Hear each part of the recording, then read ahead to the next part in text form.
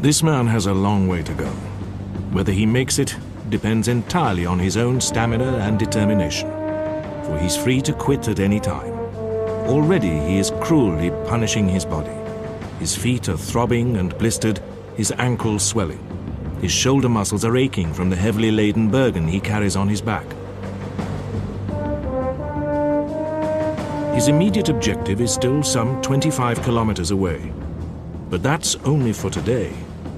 Tomorrow, and the day after, and the day after that, he will force himself further, meeting the harsher ordeals expected. He'll be tested to the utmost limits of his endurance, and possibly beyond. The schedule is as arduous as that of any aspiring Olympic athlete. But this man is competing only against himself. He wants to prove that he possesses a specific and very rare blend of exceptional physical and mental qualities. By doing so, he'll take the first step towards realizing what is a dominating, all-consuming ambition. His goal, eventually, is to gain admission to the ranks of the most revered military unit, to serve in the ranks of what are most commonly referred to as Special Forces.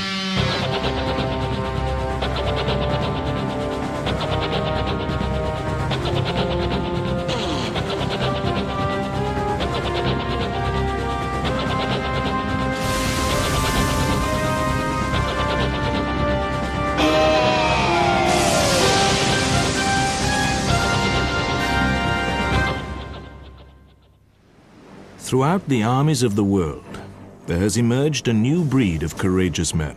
Men willing to risk and lay down their lives, often in perilous covert missions deep behind enemy lines. Highly trained and obsessively focused, they are the crack troops of the world's elite special forces.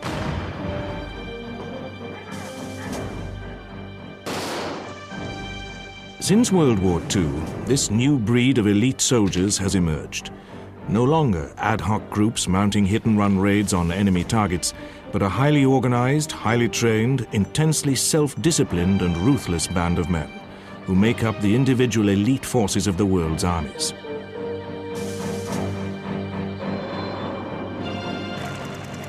The SAS, USA's Delta Force, Germany's GSG-9, the French Foreign Legion, Russia's Spetsnaz, and the US Navy SEALs are just a few of the many special forces units.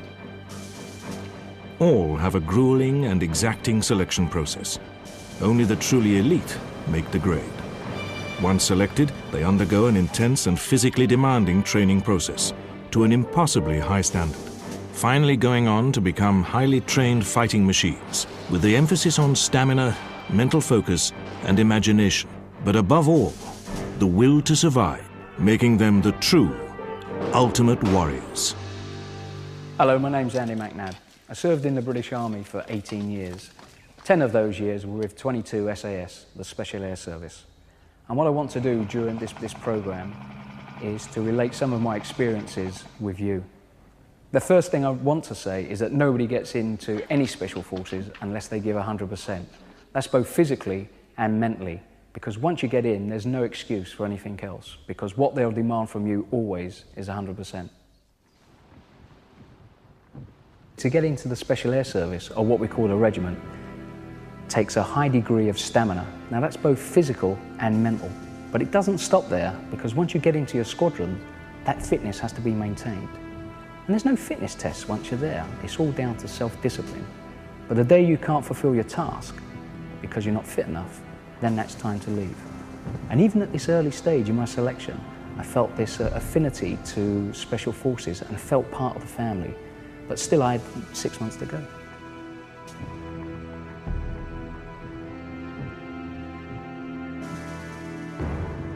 A number of countries maintain Special Forces units.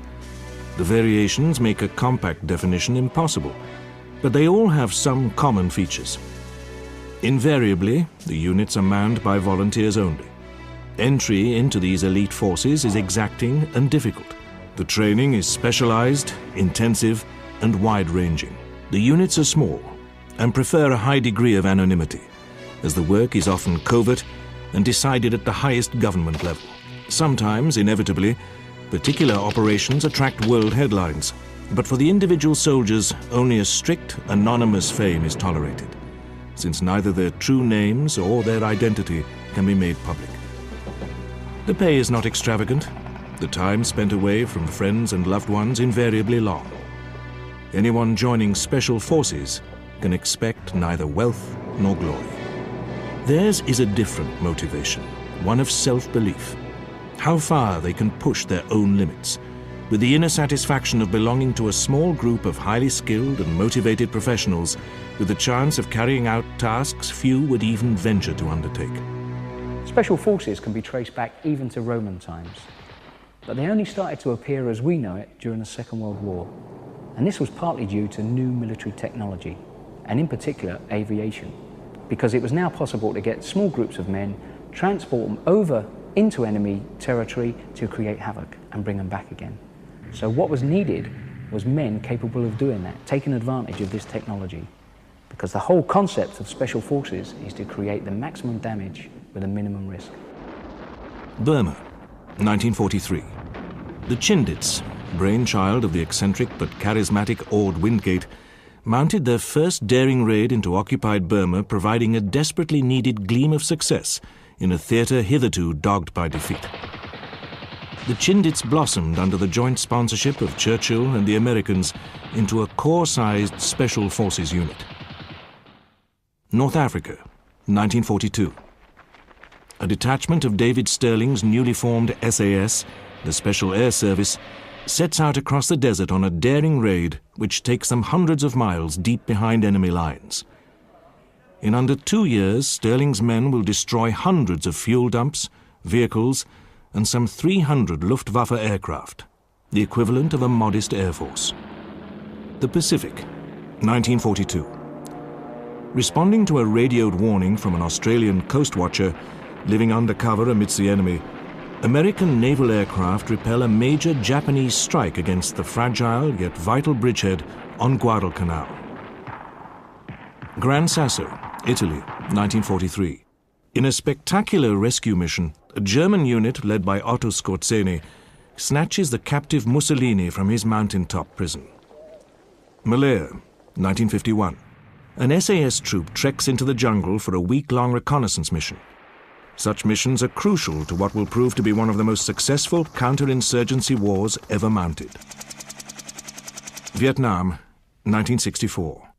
US Green Berets, living and working with the native Vietnamese, encourage and train the villagers to defend themselves against the Viet Cong. This Hearts and Minds campaign achieves outstanding success, but is cancelled before coming to full fruition. Uganda, 1976. After an airliner flying from Tel Aviv is hijacked and forced to land at Entebbe Airport, the paratroopers of Israel's Special Unit 269 are mobilized. In an audacious surprise assault, they seize the airport and safely rescue all but 3 of the 258 hostages. The Falklands, 1982. As the British prepare for the recapture of the Argentinian-occupied islands, both the SAS and the SBS are already ashore on both the Falkland Islands and mainland Argentina, transmitting back invaluable information about the Argentinian strength and positions. The Gulf War, 1991. Allied aircraft take off on a mission to destroy a group of 29 Iraqi Scud missiles. The elusive and easily transportable Scuds have been located and pinpointed by a joint group of the British and US Special Forces units. You've seen a little of what Special Forces have achieved in the past. In the rest of the programme, we're going to explore what goes in the making of today's Special Forces soldier. We'll see how the recruitment and selection process works and what the initial training involves. But above all, we'll be asking what makes a Special Forces soldier? What motivates him? Why does he risk his life? Because at the end of the day, Special Forces will always be involved in a conflict. Therefore, the risk of him losing his life is far greater. What motivates him to do that? If you pass selection and become a Special Forces soldier, there's a wide range of skills that you'll then be expected to master. And these fall into 2 groups, an infiltration skill and a patrol skill. Infiltration skills are there so that you can covertly make entry into enemy territory, whatever the terrain. This could be by parachute, by sea, or by land. Then once you're there, you'll start to employ patrol skills. And these could be things like a demolitions expert, a signaller, a medic, or even a linguist, so at least you can speak the language of the territory you're operating in. A member of a Special Forces unit will be expected to learn and master all aspects of parachuting, from static line, where the chute is automatically deployed on exit from the aircraft, to the highly specialized halo and hay-ho parachuting. The technique of hay-ho, high altitude, high opening parachuting, allows the Special Forces soldier to exit the aircraft in unoccupied territory and drift deep behind enemy lines. These parachutists may take as long as an hour to fall to earth. During that time, they will travel and maneuver up to 80 kilometers, carrying a full ground operations kit and weapon with the combined weight of the complete kit in excess of 100 pounds. But they'll land within a few dozen yards to the set-up landing beacon. Halo, high altitude, low opening parachuting, allows the Special Forces unit to land in close formation, hitting the ground running, ready for operations. Sometimes they will free fall low into valleys before opening. If there is a water crossing involved in assaulting or wrecking an objective, approach by canoe or inflatable is often used. Approach by water may be easier and more covert than an assault by land, allowing the Special Forces unit to silently approach their target. Units are trained and equipped to deal with all kinds of terrain, climates, and conditions, from the vast frozen wastes of the Arctic to the sweltering heat of the jungle. Special Forces must be equipped and ready for any eventuality. When men are likely to be living for long periods in harsh and inhospitable environments, they must be prepared for illness or accident, from an animal or insect bite to gunshot wounds and bomb blasts. Dealing with volatile hostage situations has become one of the mainstays of the modern Special Forces. Their hostage, assault, and rescue skills are practiced and honed in the Killing House. Adopted by many of the world's Special Forces, the Killing House is a warren of concrete rooms devised by the SAS and designed to simulate the combat environment of hostage and rescue situations.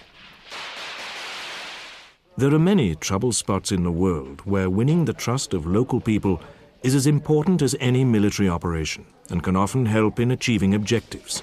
A knowledge of the local language is vital, allowing the Special Forces unit to adopt a hearts and minds policy, winning the friendship and cooperation of the local people.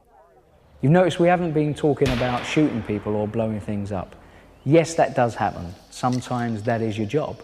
Sometimes you're put in a situation and the only way out of it is to do that.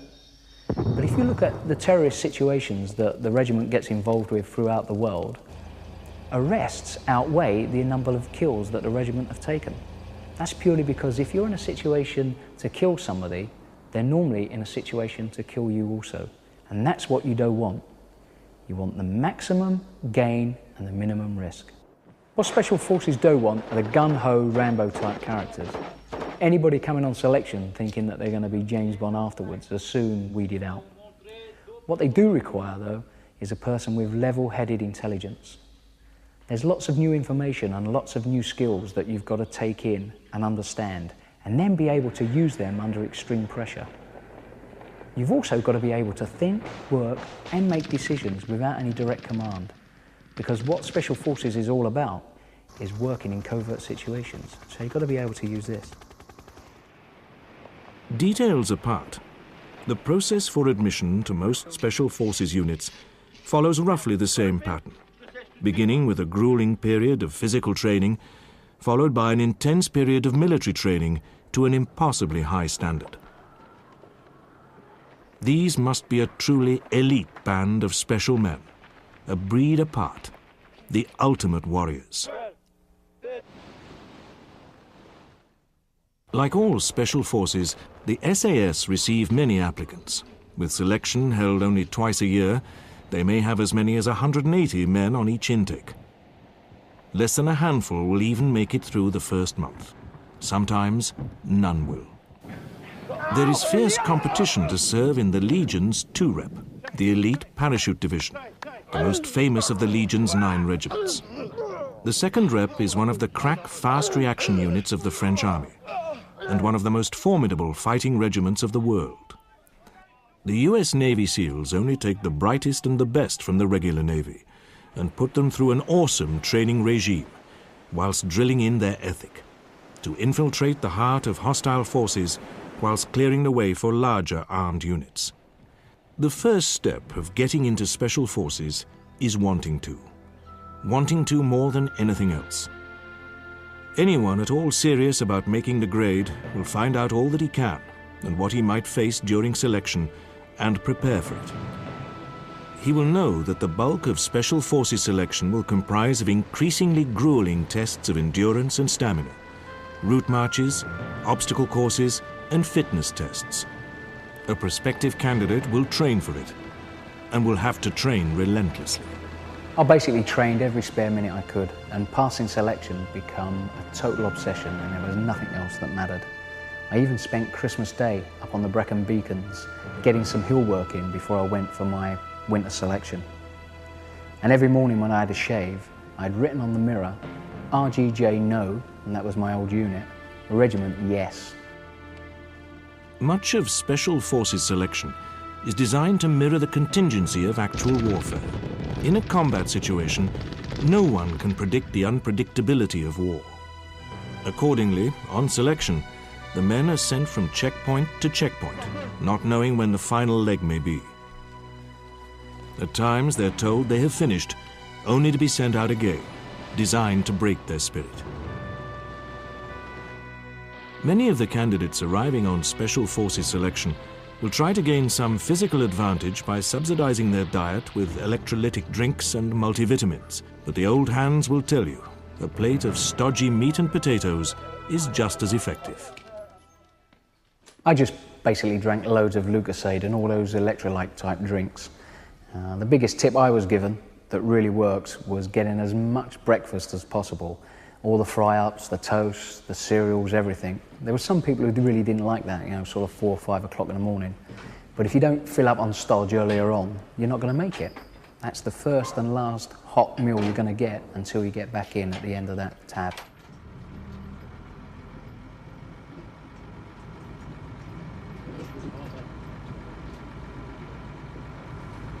Okay fellas, what's going to happen in the next 10 minutes? You're going to go around the other side of the vehicle, take your Bergens off, sit yourselves down and just relax. Only in the UK's SAS do they concentrate on individual route marches between preset checkpoints. The men are given only a grid reference and must tab or march alone, carrying increasingly heavier loads across the inhospitable and dangerous terrain of the Welsh mountains. 110, your route, low. Right, know where you're going? Okay, show us.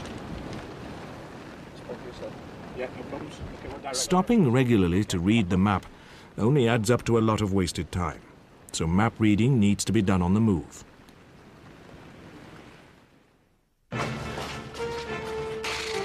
Apart from regular training, members of Spetsnaz spend an additional 3 months completing specialized training in such diverse skills as urban fighting, with extreme emphasis put on agility and stamina.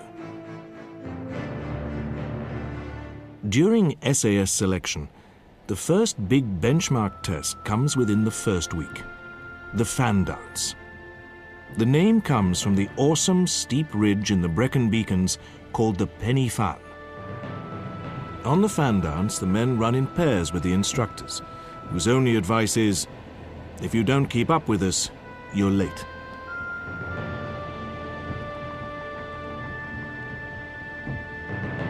All members of the Green Berets Special Forces Group are volunteers who must be parachute qualified and undergo a rigorous training program lasting between 44 and 62 weeks. The selection process is as demanding as any of the world's Special Forces units. During SAS selection, the men will ascend and descend a steep ridge of the Pen y Fan, some 3,000 feet high, in the course of a punishing 26-kilometer run. again loaded with their 9.5-pound weapon and a 35-pound Bergen, and allowed only 4.5 hours to complete the task. Selection is held only twice a year, once in winter and once in summer. Not even the severest extreme weather will prevent selection being held. The men are set off in rain, snow, fog, or extreme heat. The tab is punishing and not for the faint-hearted. In the depths of winter, there have been many fatalities, often tabbing through driving rain and 100-mile-an-hour winds. Men have been picked up and blown clean off the top of the fan. In summer, the tab is equally grueling, with the extremity of the steep climb draining even the fittest with dehydration and heat exhaustion. Many fail this first big task, designed to weed out the weak and the unfit. After the fan dance, with 3 weeks still to go, around 2/3 of the original intake remain. The distances of the tabs now go as high as 63 kilometers, and they begin to include night marches. In the US Navy SEALs, training concentrates on practical techniques and teamwork and how to work together. The men carry telegraph poles and dinghies to further develop their sense of cooperation and reliance on each other. At the end of their first phase of training, the candidates can run 4 miles in under 30 minutes and swim 2 miles in under 90 minutes. The one thing I did start to pick up during selection was the slang. Words like buckshee, basher, bone, headshake, green slime.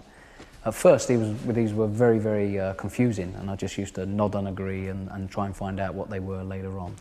But certainly once I got into my squadron, it became an everyday part of my language.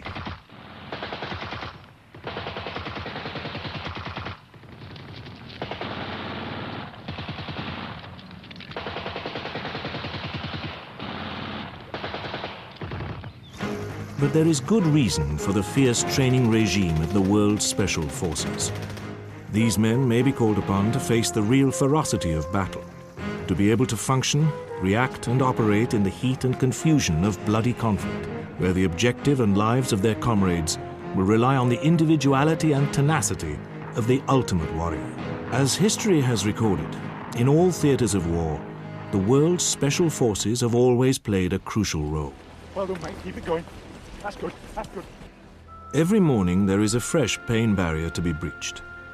The men start off stiff and cramped from their exertions, taking a ferociously punishing 10 minutes before the sweat begins to flow and their bodies begin to recover their rhythm.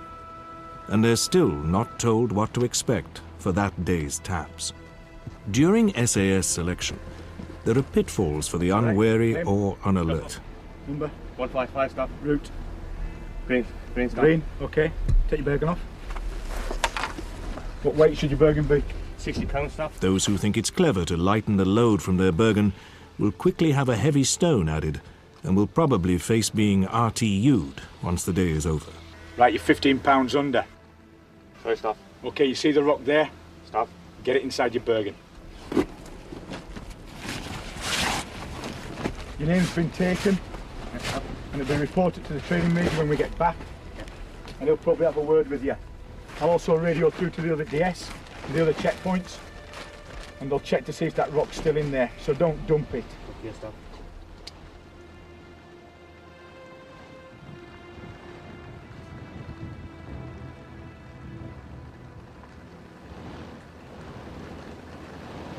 Many candidates begin to suffer, unable to cope with the sheer physical demands of the punishing pace and the extreme conditions. Some retire through injury, many are failed, some just give up or jack, unable to carry on. In the US Navy SEALs, the men spend hundreds of grueling hours on what is considered to be the most daunting obstacle course in the world. Over 50% of the candidates will ring the bell or quit before selection is completed.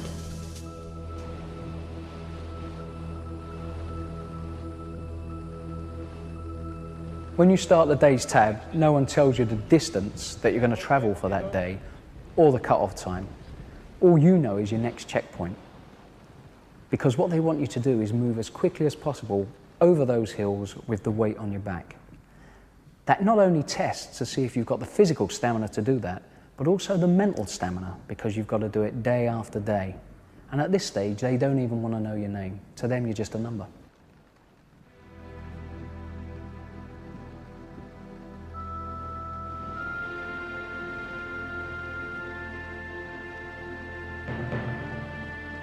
The best thing is just to be the grey man, keeping your head down and making sure your timings are good. And don't do anything that's going to draw attention to yourself. You don't want no yapping or mouthing off. Just get your head down and get on with the job.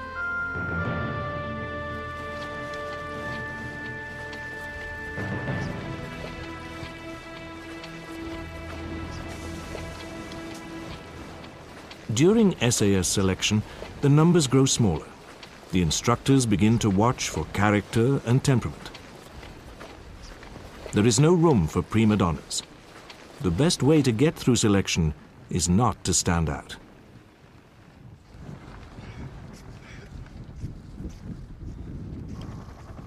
I really hated the Elam Valley, especially in the winter during my selection.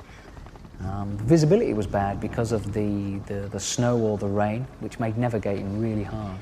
And also the covering of snow made it difficult to make distance. And on top of that, there's always the possibility of getting an injury. And it doesn't matter how fit you are for this first part selection. If you get an injury, that'll slow you down and you'll be off.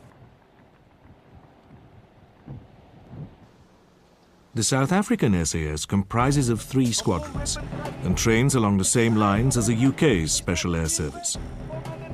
Whilst the emphasis is on fighting and operations in the bush, the South African SAS plays a similar role to that of the SAS in Northern Ireland, particularly in information gathering and covert surveillance, and are deadly exponents in the art of bush warfare. Only the utterly dedicated will make it through to the 4th week. And for these people, failure is particularly bitter. I was binned on my first selection just 2 days before the end. And I can remember sitting in Hereford Station with another bin soldier, and both of us were feeling absolutely devastated. What really got to me was the thought of all that training, and then once on selection, the physical and mental pain that I had to go through, plus the sheer exhaustion, only to fail on the last hurdle. And the other soldier had already used up his 2 chances, and he started to cry on the way back because it was so devastating.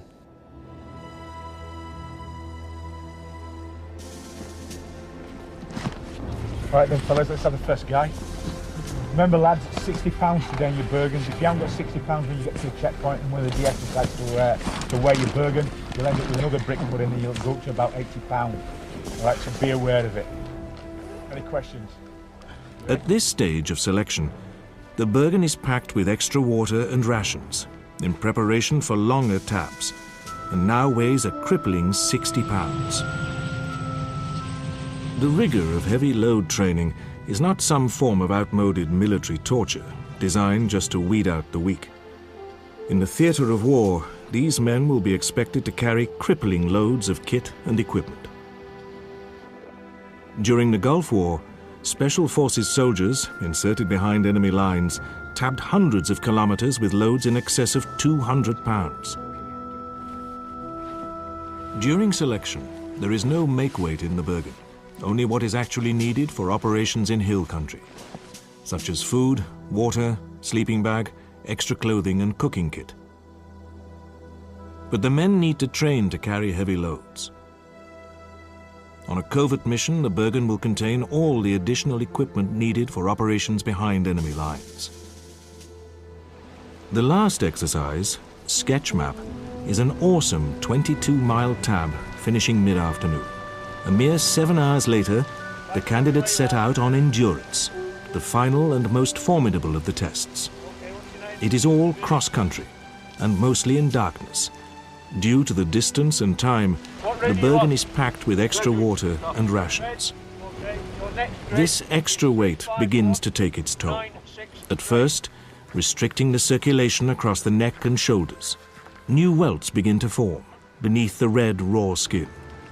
The candidate has to bury the pain, keep moving, fix his mind on the objective, and just keep going. They tab all night, all the next day, and late into the evening. In winter, 19 to 21 hours is considered a good time, and in summer, 16 to 17 hours. By now your body is wrecked, you're just knackered. If you're lucky, you've got no blisters, but what you will have are cramps, aches and pains, and maybe some ankle injuries. Now, these are a problem because it's going to slow you down during this last tab. So what a lot of us were taking was a drug called Brufen, which controlled the pain and brought down the swelling a bit. But it doesn't really matter what injuries you had, nothing's going to really stop you from doing this last tab. Short of breaking your leg, that is, and they've got to drag you off the hills for that. So it's just down to getting that 60 pound on your back and going for it. And it's the first hour that is the worst because you're trying to get over that pain barrier. And it's very much like a marathon runner trying to get through the wall. And because the last tab you done was only 7 or 8 hours ago, you're just totally exhausted anyway. So you just lean into it and keep on going. And what I took with me was 2 pound of aniseed twists and about 15 Mars bars. And on my way around, I just kept on throwing them down my neck and just went for it.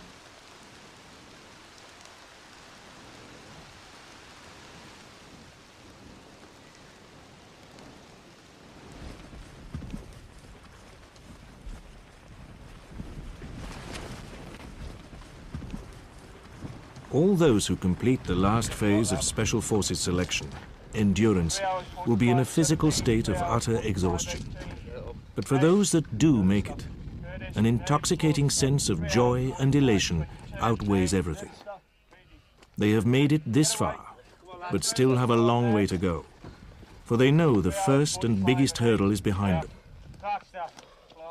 But after a brief rest of just a few weeks, they must steel themselves for the next 2 daunting phases of selection, weapons and jungle training.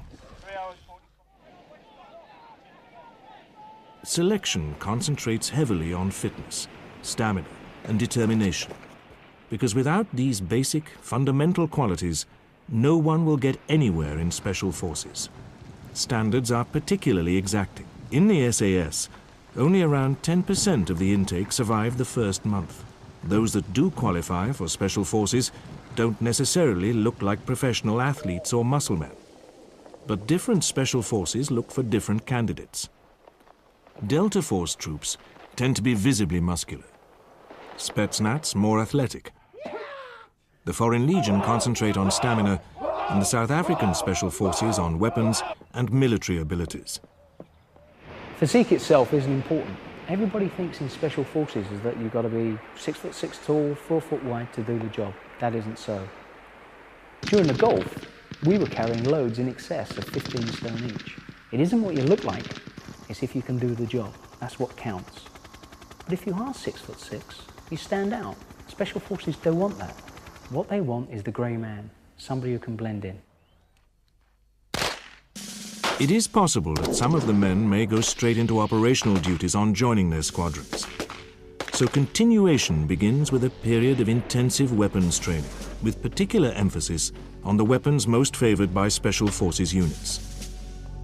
Because of their usefulness in covert operations and anti-terrorist work, pistols are an essential tool of all Special Forces.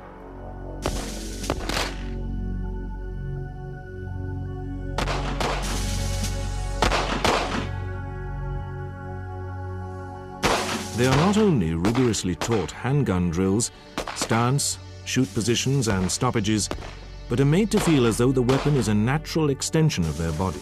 A fully trained Special Forces soldier can accurately fire 15 rounds in under 3 seconds and change a mag in under 2 seconds. They are taught the double tap, 2 shots fired in quick succession. This is standard CQB, close quarter battle training, for anti-terrorist work. The double tap was devised to neutralize the threat, making double sure of the kill.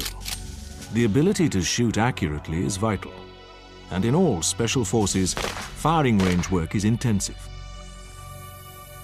All Special Forces require an advanced level of all-round weapons proficiency, not just with pistols and semi-automatic weapons, but with all the weapons used by Special Forces units. These include rifles, mortars, anti-tank weapons, machine guns, and many specialist weapons. There are many situations, however, in which the preferred weaponry may simply not be available. Accordingly, Special Forces are routinely trained in the use of a wide range of other firearms. In America's Green Berets, a weapons specialist must be able to fire and strip any of 80 foreign weapons in the dark. One of the most commonly encountered weapons is the infamous Kalashnikov AK-47, of which there are well over 100 million in circulation worldwide. Ironically, although enormous effort is devoted to weapons training, in much of their work, Special Forces prefer to only use this lethal expertise as a last possible resort, preferring to capture the enemy rather than inflict needless bloodshed.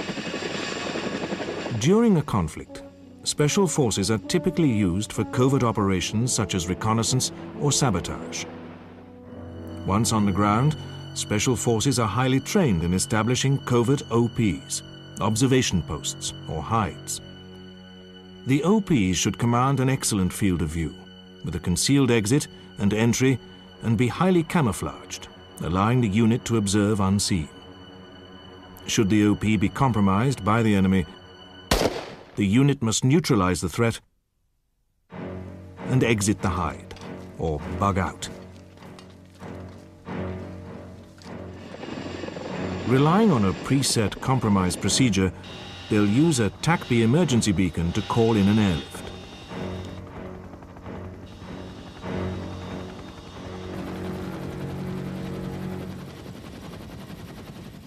Killing has never been the primary role of Special Forces.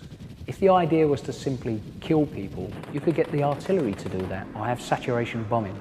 And that's going to be far more effective than just having small groups of men armed with only what they can carry. What Special Forces are about is covert operations. Getting behind the lines, destroying the enemy's communications, their equipment, and their supply lines. When you're doing that, you're also lowering their morale. And certainly during the Gulf War, the regiment were employed on them tasks well before hostilities started. Most Special Forces units contain an anti-terrorist team devoted to hostage and rescue operations. In any hostage-held situation, synchronized multiple entry throughout a building is essential. The team's assault with smoke and gas will deliberately help to create panic and confusion, making it easier to neutralize the target with less risk to the hostages. Once inside, each team member will clear specific parts of the building, using CS gas and stun grenades to momentarily disorientate the terrorists, allowing them the vital seconds to make the kill. The well-drilled movement and precise communications between the team is essential when split-second reactions are needed. The stun grenades were first used to devastating effect during the Mogadishu hijack of October 77. The German crack commando unit, GSG-9, aided by 2 SAS men, used the newly developed stun grenades in an audacious attack. The whole operation took less than 11 seconds as they stormed the plane, killing all but one of the terrorists and freeing all the hostages unharmed. Even in a hostage situation, Special Forces always see an armed assault as emphatically the last option. A negotiated surrender with no fatalities is far preferable.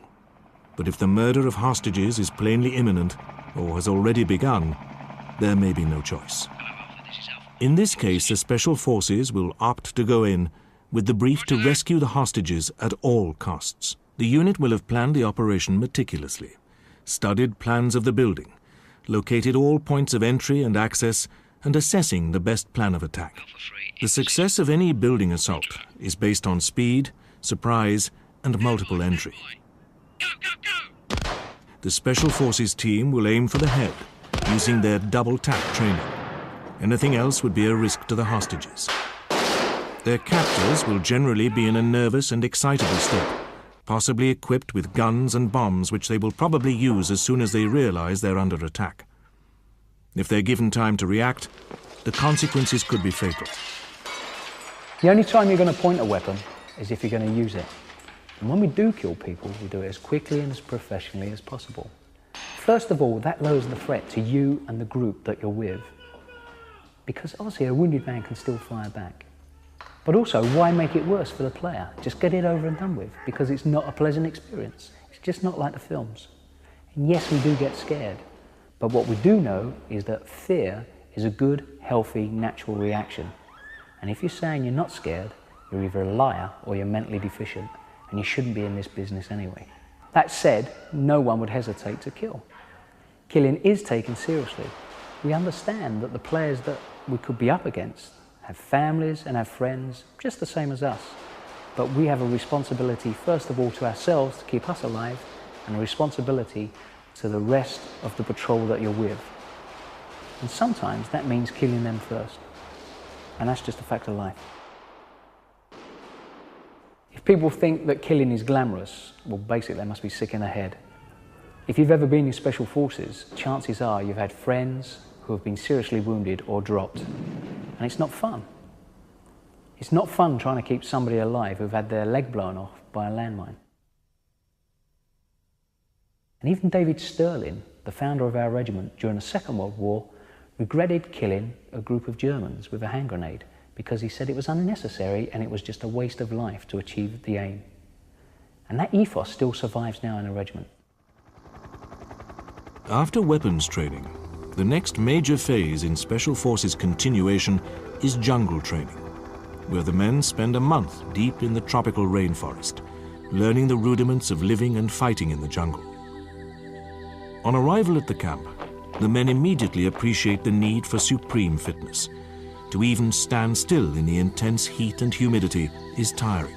The environment is harsh and imposing, where innumerable diseases from insect or animal bite can flourish.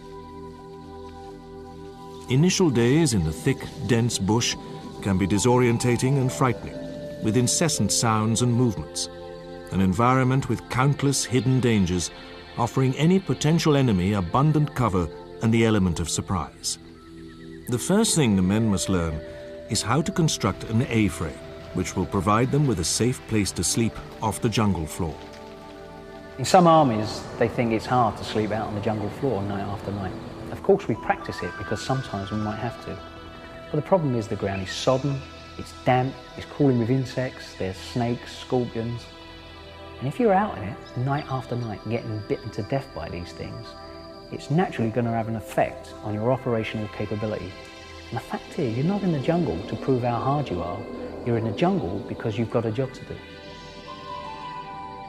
Although it's possible to live off insects and raw snakes, it's pointless doing so if something more palatable and nutritious is available. But as part of their training, the men are taught to forage and live off any nutritious things they can find, such as roots and plants. The Australian SAS are trained in exactly the same way as the UK's SAS, divided into 4 squadrons, although greater emphasis is put on jungle combat. The Australian SAS have fought in many campaigns, and during the Vietnam War mounted many daring covert missions, killing more than 500 Viet Cong guerrillas for the loss of only 1 man. The Australian regiment collectively won 4 Victoria Crosses in the Vietnam conflict. Day-to-day existence is full of discomforts. Although the mosquito repellent is strong enough to corrode plastic, it provides only partial immunity from the inevitable bites. Leeches can find their way to any part of the body. They secrete chemicals which allow them to feed without the victim's knowledge. But as soon as the leech drops off, bloated, the wound becomes inflamed and agonizingly painful. I was in a jungle in Southeast Asia once, and a leech worked its way between my legs and latched onto quite a sensitive part of my body. When I leapt up and pulled my trousers down, I nearly went into shock to see what it was doing.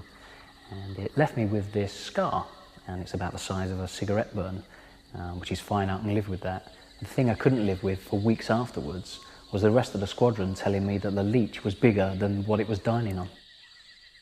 But the real danger in the jungle is the jungle itself. Here, the basic rules for survival are imperative.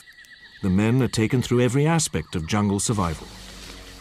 Within the dense forest, it is all too easy to become hopelessly disorientated and become lost just a few yards from the camp. The instructors instill the importance to go everywhere, even the shortest distance, in pairs. The men soon discover any physical exertion is debilitating and makes it even more difficult for the body to maintain its proper temperature, Sweat does not evaporate, stimulating the body to produce even more. Any lost bodily fluids must be steadily replaced, or dehydration and blackouts will ensue.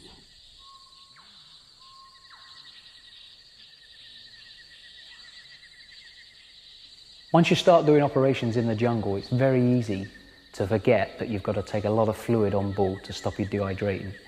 And it happened to me once. I just collapsed, my hands started to shake, I had a cold sweat, and I couldn't even undo my belt kit.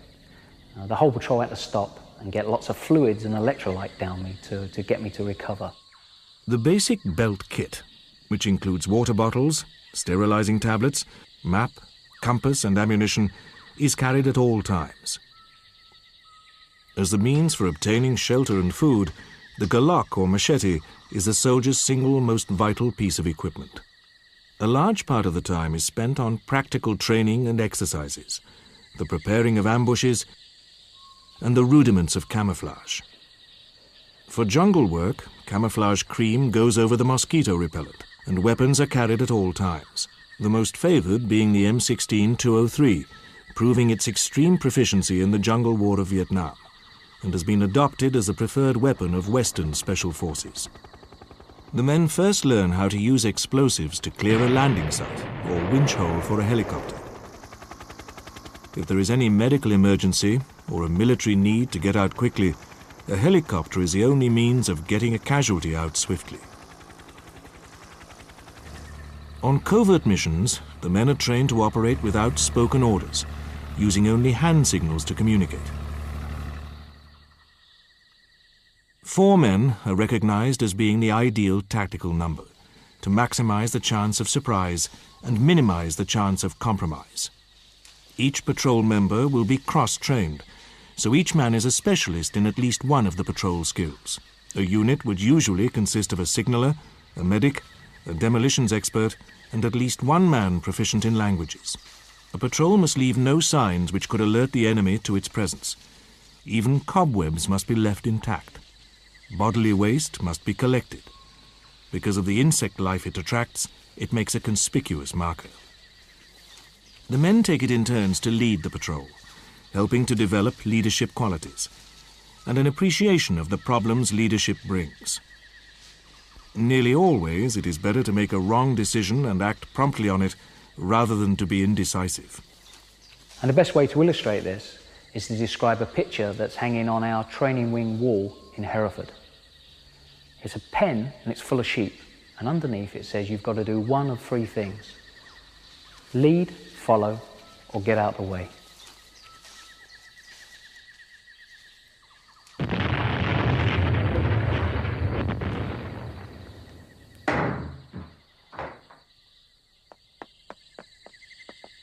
The jungle navigation phase, more than anywhere else, is where everybody starts to get on each other's nerves.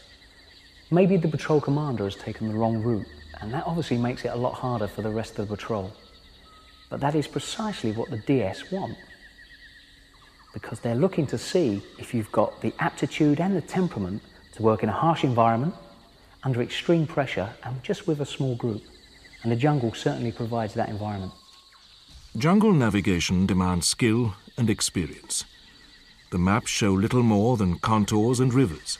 The men are taught never to use the high ground or tracks, but to cross grain and move in the thick foliage of the low ground, where the enemy and even animals will not travel, stopping only to check their position and to send out occasional navigation patrols. If the patrol commander gets it wrong, it can sometimes mean a day's distance lost. After several exhausting days in the jungle, tempers can begin to fray. When moving through jungle, a lead scout goes on ahead, weapon at the ready to check the route is safe. A camouflaged and motionless enemy will only be spotted if everyone's eyes and mind are thoroughly attuned to the environment. Combat in the harsh, dense foliage of the jungle can be daunting and exacting. Nowhere else creates the same disorientation and confusion, with the enemy often unseen. The men have meticulously practiced jungle combat. They're taught how to set and spring an ambush on an unsuspecting enemy camp. For each type of enemy encounter, they're taught specific contact drills, but the intense training and drills prepare the men for a real combat encounter. Live ammunition is nearly always used. In the regular army, this would be thought too dangerous, but in special forces, given the small numbers and quality of the trainees, the risks are considered acceptable. It's always a dilemma.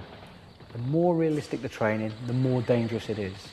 However, training must be as realistic as possible, because firing live ammunition certainly hones the senses, and more importantly, it prepares you for the real thing. And yes, we have had people shot and killed, but we need to train to a high standard. Therefore, we think the risk is necessary. Nowhere was the lack of jungle training more relevant than in Vietnam. The Green Berets Special Forces Group learnt the hard way. Caught in a jungle war they were ill prepared for, they adopted the skills and techniques of the Viet Cong, becoming themselves experts in jungle warfare.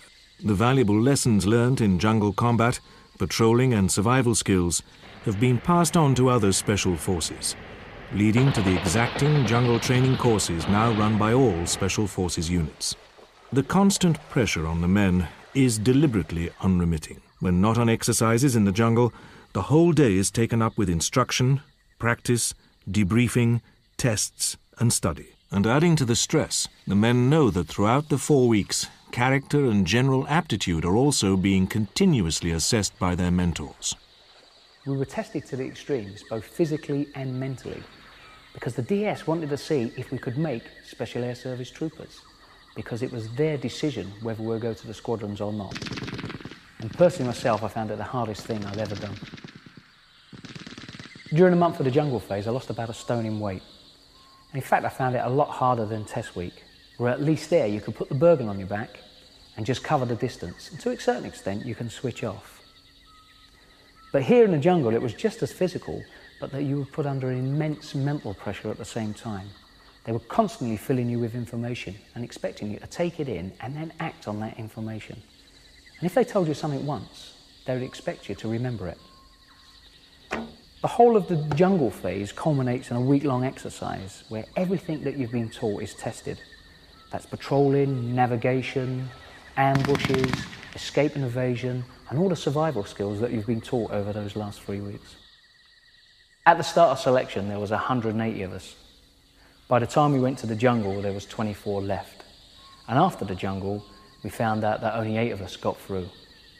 And the system that the training team used to decide if you're in or you're out is asking themselves the simple question, would you have this man in your patrol? And if the majority of them say no, well, that's it, you've binned. If the majority say yes, you've passed that phase. And they take this task very seriously because one day you might be on their patrol on an operation. In between the main phases of Special Forces continuation, the men attend a number of smaller courses. All are important, and some are vital. They include general field medicine and trauma management, signals, spotting for artillery, demolition, sniping, and covert sabotage work. In most Special Forces units, the final part of their intensive training covers the 4 essentials of escape, evasion, survival, and interrogation.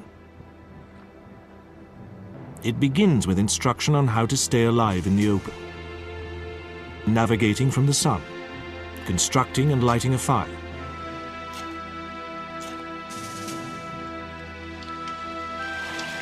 finding and gathering water, and foraging for food. The men are taught to construct snares and traps. The men are also taught how to build a temporary or semi-permanent shelter, known as a basher. This was the last major phase of continuation training, and potentially the most scary, because the Special Air Service were not responsible for part of this training. It was an external agency called the Joint Service Interrogation Wing. They're the people who would say you had passed or failed. So what I decided to do was to do the minimum requirement to pass, and that was it. During the escape and evasion phase of combat survival, you're given a British Army Second World War battle dress and greatcoat to wear. And if there's any suspicion that you're hiding food or any extra bits of escape kit, the DS will come along and they'll just start cutting it up and looking inside the battle dress. And that's counterproductive, because that means then you go out into the field already ripped to shreds. Okay, fellas. What basically happens is that you're let loose with an escape map. And that's basically a sketch map that you've drawn on a piece of parachute silk. And what the DS give you is a location where you can meet an agent. And that agent will then tell you where to go to the next agent. Sometimes they'll give you food, sometimes they won't. It could be a potato, it could be a couple of slices of bread. Compared to the jungle phase, the early part of combat survival is almost a holiday. But the concluding major exercise is as daunting as any already faced. For 5 days, the men are on the run, having to survive in the open with nothing but the basic survival kit. Moving along a succession of rendezvous points, whilst being hunted by detachments of regular troops driven on by the incentive of extra leave for every fugitive they catch. Such exercises are universally practiced. The Green Berets are dropped in the middle of a national forest and have to make at least 25 miles whilst being pursued by tracker dogs and the 82nd Airborne. During the day, finding the most prickliest antisocial bush you can find and getting in there to avoid them. The men are taught the basic art of camouflage and concealment, using any natural cover or terrain to try to cover their tracks and movement from the hunter force. As in jungle training, they will move through thick bush, hoping the hunter force will stick to the path. Because as soon as the hunter force know that you're in the area, it's very unlikely that you're going to get away. They've got aircraft, they've got dogs, they've got men on the ground. The men are generally set off in pairs and will try to move quietly and tactically, stopping only to rest or to do a navigation check. The hunter force will have mobilized several squads to hunt down the runners. They will be aware of the possible route the runners may take and fan out. Each runner will have a survival tin with everything he needs to stay alive in the open, containing a button compass, a flint and steel firelighter, a commando wire saw, fish hooks and line, snare wire, OXO cubes, and needles and thread. The escape and evasion phase of the Special Forces selection is designed to test the men to the utmost, to run them into the ground, to try to break their spirits, reduce them to a physical state of exhaustion. Again, this is to mirror the possibility of being hunted down and captured in a real combat situation. Once the hunter force has picked up their trail, there is little real chance of escape. The runners, in a tired and weakened state, will try a last desperate attempt to make a run for it, but physically exhausted from lack of food and sleep, their capture is inevitable.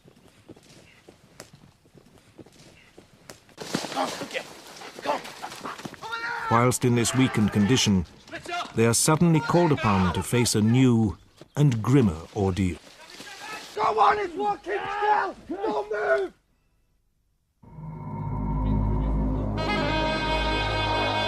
During the Gulf War, several Special Forces soldiers had to face the daunting and horrific ordeal of capture, incarceration, and torture. All prone to capture troops go through the interrogation training, designed to mirror, as much as possible, the stress, fear, and mental abuse they may have to face at the hands of their captors.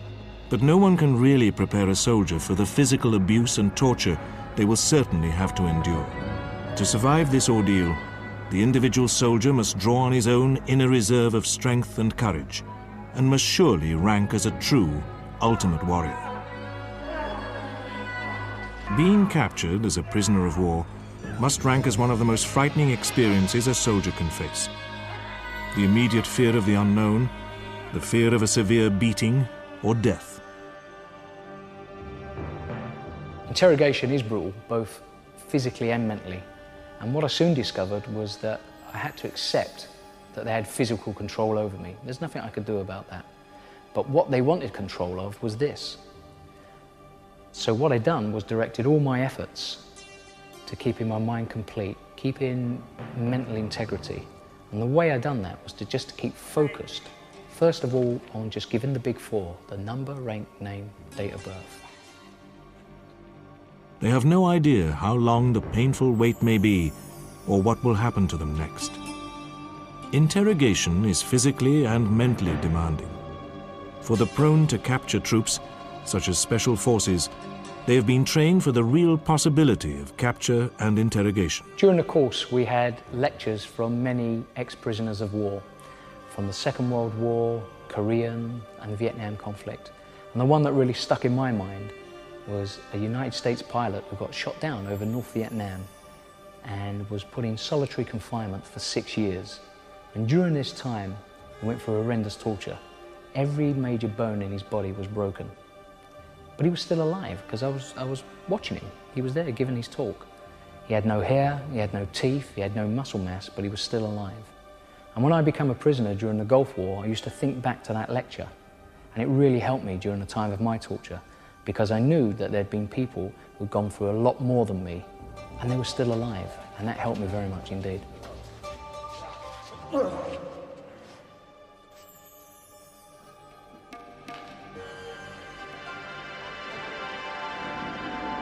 There was beatings, there was torture, both at the point of capture and in the interrogation centre in Baghdad. But from that point of capture, what I wanted to be was the grey man. I didn't want to get picked out for special treatment. I did want to be something different. So what I done, and the other members of the patrol that were caught, was just to give the big four: number, rank, name, date of birth. But we knew later on that wasn't going to be enough. So as a patrol, we decided to have a cover story. And this was to prove later to be invaluable because in fact, it saved our lives.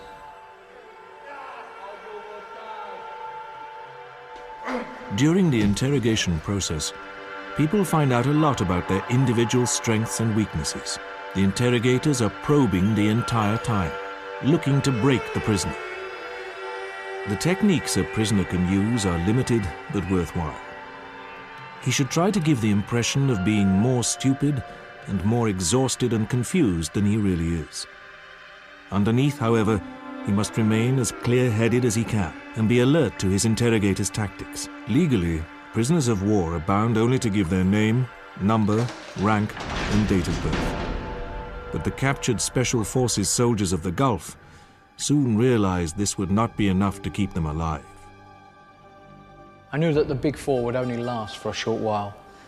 After going through relentless questioning, beatings, kick-ins, getting paraded through the town so the local population could take their frustrations out on you, I knew it wouldn't be long before I was dead. So then was the time to break into my cover story, as other members of the patrol did also. What that done, that gave us more time. But the problem was that was the story we'd have to stick to. And the cover story was that we were members of a search and rescue team. These are groups of people that would go in to occupied territory to extract shot down pilots.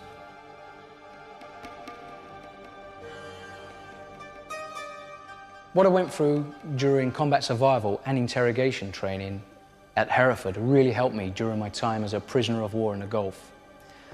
Not only did it let me know what physically I was to expect once I got into an interrogation centre, more importantly for me, it helped me focus my mind so I could get through this ordeal.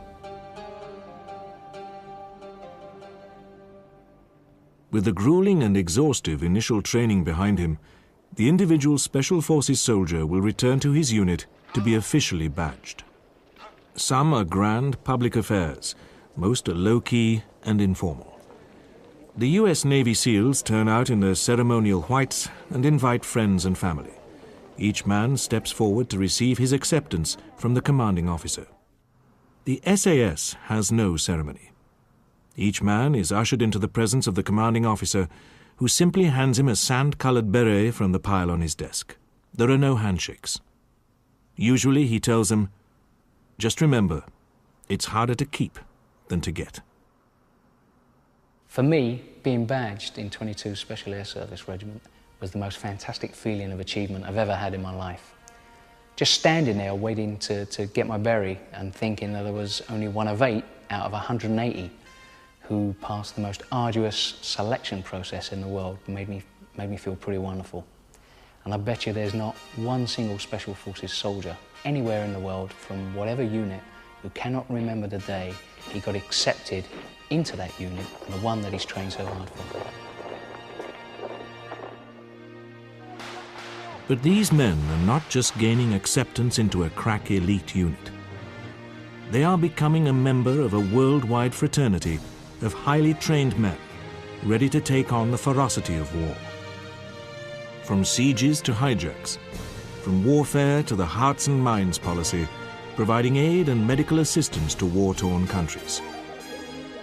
Many people owe their lives to the courageous tenacity of the world's Special Forces units.